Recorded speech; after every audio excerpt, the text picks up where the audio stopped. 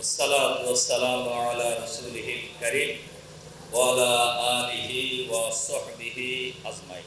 প্রিয় সাংবাদিক ভাই ও বোনেরা, আসসালামু আলাইকুম ওয়া রাহমাতুল্লাহি ওয়া বারাকাতুহু।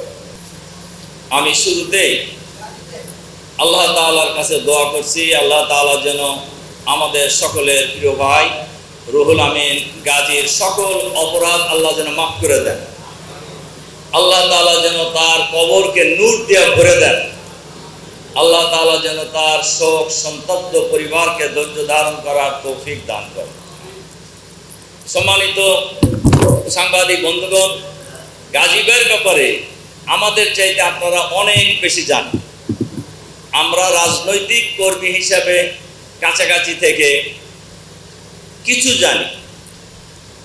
গাজী ভাইয়ের সাথে আমার প্রথম দেখা হয়েছে, আমরা যারা গ্রাম থেকে রাজশাহী বিশ্ববিদ্যালয়ে পড়তে গিয়েছিলাম।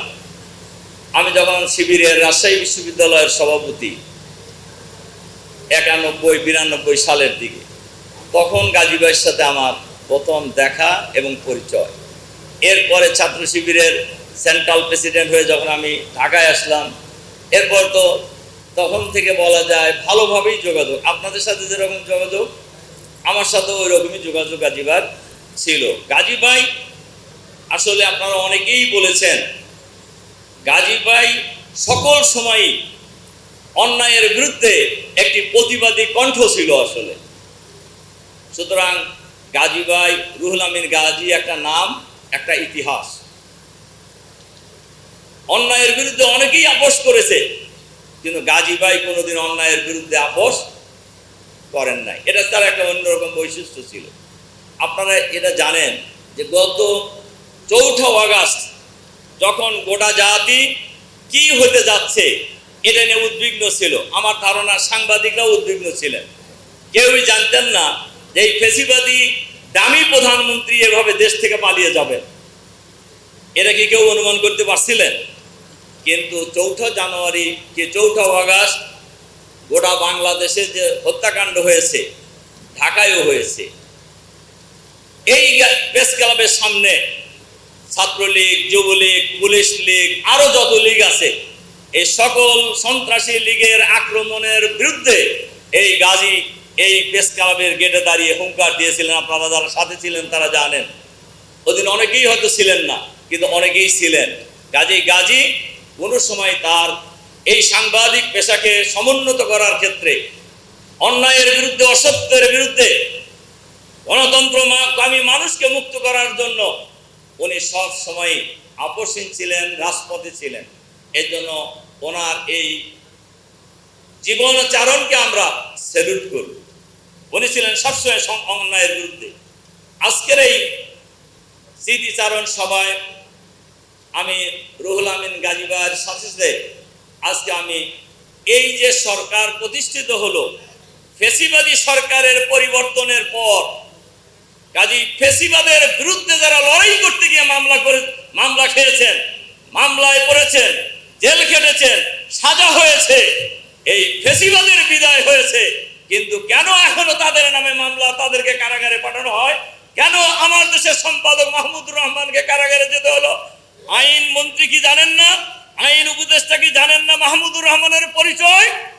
তাহলে কেন ওনাকে কারাগারে যেতে হলো? আমরা আজকের এই স্মরণ সভা থেকে আমরা সরকারের কাছে আহ্বান জানাতে চাই, আমরা কিন্তু জানি অন 11-এর কুশীলব কারা, এই 15.5 বছরের স্বৈরাচারী ফ্যাসিবাদের দোসর হিসাবে সরকারের বিরুদ্ধে যারা কাজ করেছেন তাদের আমরা জানি, চিনি, তারা আমাদের আশেপাশেই আছে।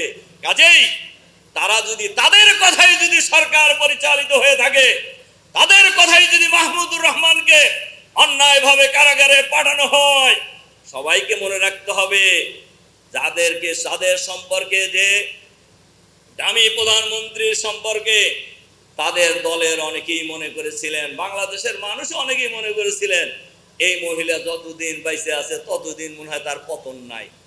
কিন্তু তার পতন কিভাবে হয়েছে, কিভাবে পালাইছেন, এটা বাংলাদেশের ছাত্র জনতার আন্দোলনের মধ্যে দিয়েই হয়েছে। সুতরাং এই ছাত্র জনতা তো হারায় যায় নাই, তারা এখনো আছে। কাজেই আমরা আজকের এই স্মরণ সভায় আমরা আমার দেশের সম্পাদক, উনি খালি সম্পাদক নয়, উনি জাতীয় ব্যক্তিত্ব, মাহমুদুর রহমানকে এই মুহূর্তে কারাগার থেকে মুক্তি দেওয়ার জন্য আমরা সরকারের কাছে আহ্বান জানাই। এর সাথে সাথে ফেসিবাদ বিরোধী আন্দোলন সফল হওয়ার পর এই সফলতাকে, এই বিপ্লবকে, এই দ্বিতীয় স্বাধীনতাকে, এই নতুন বাংলাদেশকে গড়ে তোলার ক্ষেত্রে এই আন্দোলনকে ব্যর্থ করার জন্য যারা ষড়যন্ত্র করছে, এই ষড়যন্ত্রকারীদের চিহ্নিত করে অবিলম্বে তাদেরকে গ্রেফতার করে বিচারের আওতায় আনার জন্য আমরা অন্তর্বর্তীকালীন সরকারের কাছে আহ্বান জানাবো। কাজেই এরা খুবই পরিচিত লোক, এরা কে কোথায় আছে এটা আমরা জানি। আমরা অপেক্ষায় আছি সরকার এদের ব্যাপারে কি ব্যবস্থা নেন, নইলে স্বৈরাচারের পতন যেভাবে হয়েছে, যে পরিণতি হয়েছে, বাংলাদেশের জনগণ আবার রাজপথে নেমে আসবে ইনশাআল্লাহ। তার কারণ বাংলাদেশের মানুষ অতীতে অন্যায়ের সাথে আপোষ করেনি, কোনো অবৈধ কাজের সাথে আপোষ করেনি। কাজেই এই বাংলাদেশের মানুষ এই অনেক জীবন দেওয়ার পর, অনেক রক্ত দেওয়ার পর, আপনারা স্বাস্থ্য মন্ত্রণালয়ের ঘোষণা অনুযায়ী 1500 না কত, 1581 জন মৃত্যুর খবর নিশ্চিত করেছেন। আমরা মনে করি মৃত্যুর সংখ্যা আরো বাড়বে।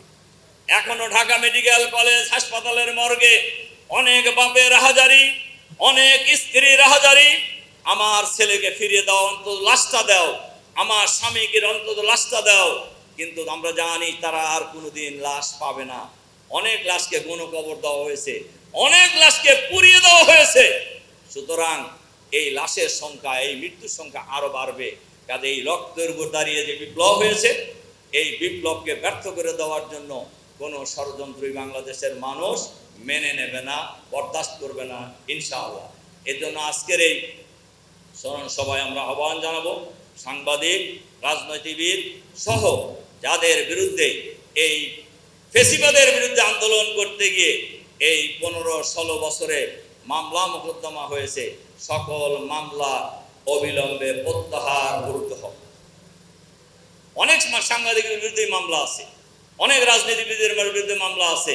কাজী ভাই, ফেসিবাদ মুক্ত বাংলাদেশে এই ফেসিবাদের বিরুদ্ধে লড়াই করা লোকদের বিরুদ্ধে কোনো মামলা থাকা উচিত নয়। এজন্য সম্মানিত সাংবাদিক বন্ধুগণ, সাংবাদিক নেতৃবৃন্দ, জাতীয় নেতৃবৃন্দ, আমি যে কথা বলে আমি আমার বক্তব্য শেষ করতে চাই, রুহুল আমিন গাজী ভাই অনেক সাহসী সাংবাদিক ছিলেন। সাংবাদিকদের অধিকার আদায়ের জন্য উনি আপোষহীন ছিলেন। বাংলাদেশে গণতন্ত্র প্রতিষ্ঠার ক্ষেত্রে উনি আপোষহীন ছিলেন। কাজেই জাতি রুহুল আমিন ভাইকে যতদিন বাংলাদেশ থাকবে ততদিন স্মরণ করবে ইনশাআল্লাহ। এই প্রত্যাশা রেখে আপনাদের প্রতি আবারও আন্তরিক অভিনন্দন জানিয়ে, মোবারকবাদ জানিয়ে, রুহুল আমিন বাজি ভাইকে আল্লাহ তাআলার কাছে আবারও দোয়া করে তাই যেন আল্লাহ তাআলা তাকে মাফ করে দিয়ে জান্নাতের সর্বোচ্চ মর্যাদা জান্নাতুল ফেরদৌস দান করেন, এই দোয়া করে আমার কথা শেষ করছি। আল্লাহ হাফেজ। আসসালামু আলাইকুম ওয়া রাহমাতুল্লাহি ওয়া বারাকাতুহু।